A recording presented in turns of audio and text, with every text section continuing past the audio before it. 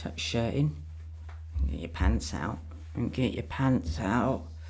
Don't get your pants out. Hi guys, welcome to this week's The Counter Narrative. My name's Richard Willett and this is the Antidote to Woke.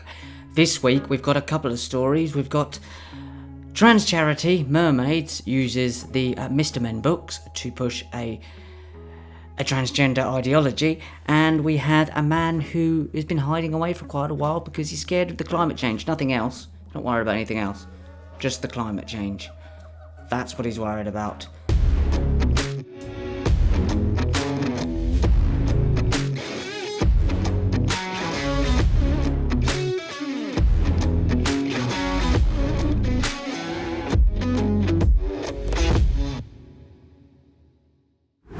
This shows you some of the agendas that they're pushing through at the moment. This is all towards Agenda 21, Agenda 2030, which is an extension of Agenda 21.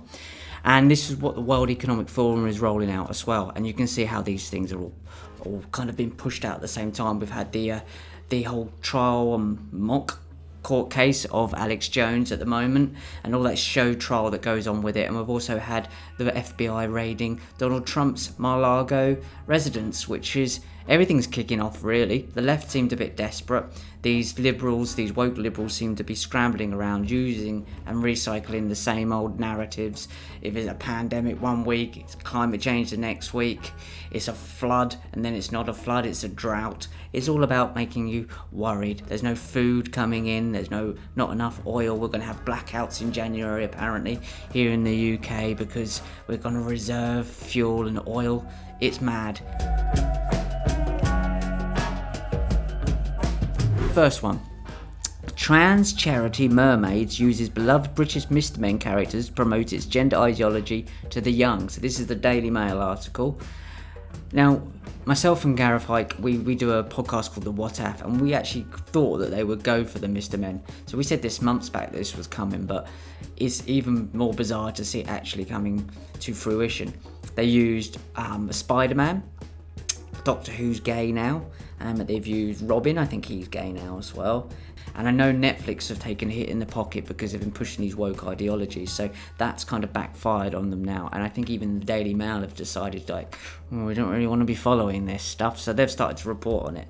So there is a kind of turning of the tide with this woke ideology, which isn't kind of really panning out for them at the moment, which is a good thing, isn't it? A transgender charity is using characters from the beloved Mr. Men series to promote its gender ideology. Mermaids, a charity which advocates for and supports transgender children, posted pictures of the characters with phrases such as trans women belong in sports. Now, what they do is quite cleverly kind of grab hold of something that you wouldn't really argue with. Of course, trans women belong in sports. That's obvious. Now, there's more of a kind of nuanced argument to have there. What sort of sports are we talking about here? Is it fair for a biological man to compete in a physical kind of test with a biological woman? I would have to say no, that's not fair at all. We've had that in swimming. Biologically, men tend to be physically stronger than women, so that's not fair. If you're talking about darts, fair enough. But so they kind of put something there like that to say, look, this makes sense, and that clearly makes sense, but they're tying it all in. So it goes on to say, it also changed the nouns for some of the characters from Little Miss and Mr. to Little Mix, which is MX, so Little MX.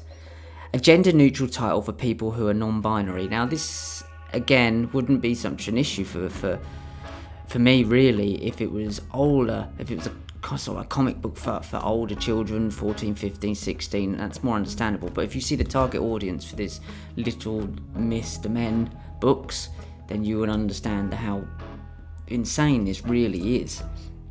The unexpected crossover, which was posted on Mermaid's social media yesterday, has prompted fury online, with people accusing the charity of using the characters to appeal to children. I don't think there's any accusations to go on there. That's quite clearly what is happening. It's like, we just thought, well, we would do it, and we didn't think children would be interested. And I'd like to kind of add to that this isn't transgender people doing this. These are companies that are funded, that are doing it in the name of and using a genuine movement, a transgender community, to push an ideology without their consent. So this is aimed at children. It includes 4 pictures. Little Miss Tiny, changed to Little Mix Trans Woman Belonged in Sports. That's a mouthful. Mr. Perfect, changed to Little Mr. Protect Trans Youth. These are not, like, catchy, are they? Miss Marvellous, changed to Little Mix Trans and Fabulous. Fucking hell. And Little Miss Hug, changed to Little Miss Support Trans Rights. These are not catchy titles, guys. You're going to have to come up with something more snappy than that. A bit more snappy, a bit more quick. These books are made, so it says here the licensing description for the Mr. Men books. The license description for the Mr. Men books is the target audience by Roger Hargreaves, who wrote the originals, 4 to 12. And again, this isn't transgender community, the transgender community pushing this at all. This is an ideology pushed through a system that is clearly designed to push an ideology and a framework towards splitting the family up.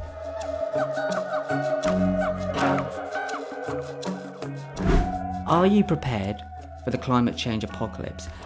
Because I have to admit, I'm not. I've not done much prep at all.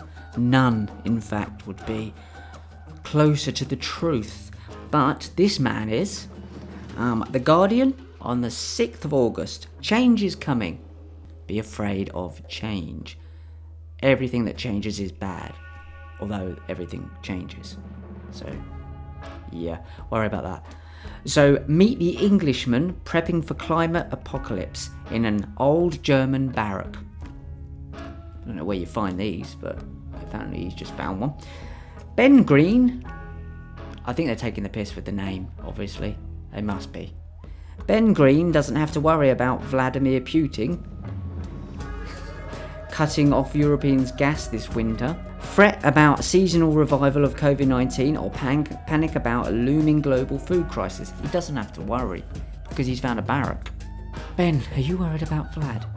I don't really give a shit. Are you worried about this season's COVID-19? I love the way they put seasonal revival. It almost seems like it's a cold that comes in the winter, doesn't it? So he's not worried about any of these things, Ben. He's not worried about the Rona.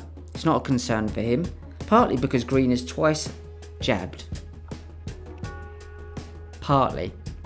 He also doesn't worry about the extreme heat and drought, which we haven't had any extreme heat and drought. We've had a few days of hot. But they're pushing this agenda again that we're having extreme weather. And here we go to the point of it all. It's a climate change nonsense. So which is endangering his race to fill up his cellar with 100 pots of tomato stew. That's what I'm worried about. I'm worried about it, that Ben isn't going to get his stew on time. But this summer's soaring temperatures may also lead more people to recognise Green's experiment in self-sufficiency as a model to emulate in preparation for the climate catastrophe. And there we go. This is all part of Agenda 21. This is all part of what the Club of Rome came up with many, many decades ago to scare people. We know that in the book, The First Global Revolution, which I spoke about in the last podcast and the last episode, that their whole kind of agenda is to get humanity to believe that humanity is the biggest threat to humanity itself, if you can get your head around that. So that's what this is all about.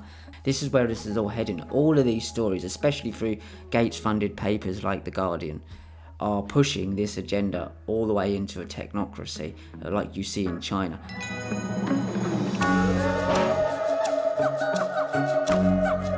So every week I like to give a little award called the Virtue Superstar, and this week we have Dragon's Den businesswoman Deborah Meaden.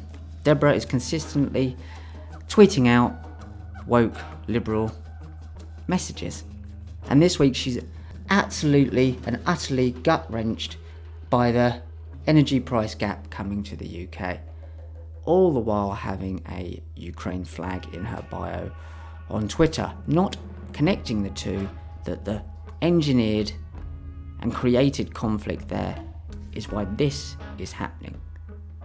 And the whole kind of long-term effect of this would be bringing down the system that we already have, so we accept this new social credit system. You'll own nothing and you'll be happy world economic system that they're going to offer you as a solution to the problems that they've created already. So Deborah's, she's in a mess. Old Deborah, she's gut wrenched and she's not able to get out of bed and wander around her estate. Debbie doesn't understand that, or maybe she does. I don't know. That I just found funny because she had a Ukraine flag in her bio, and she doesn't seem to understand how the two fit together. So that is this week's Virtue Sickness Superstar, Deborah Meaden. The Den of the Dragon, the Dragon of the Den, the Dragon in the Den. So guys, I hope you enjoyed that. Please leave comments, please share and subscribe for new episodes coming every week, and I'll speak to you soon. Take care, goodbye.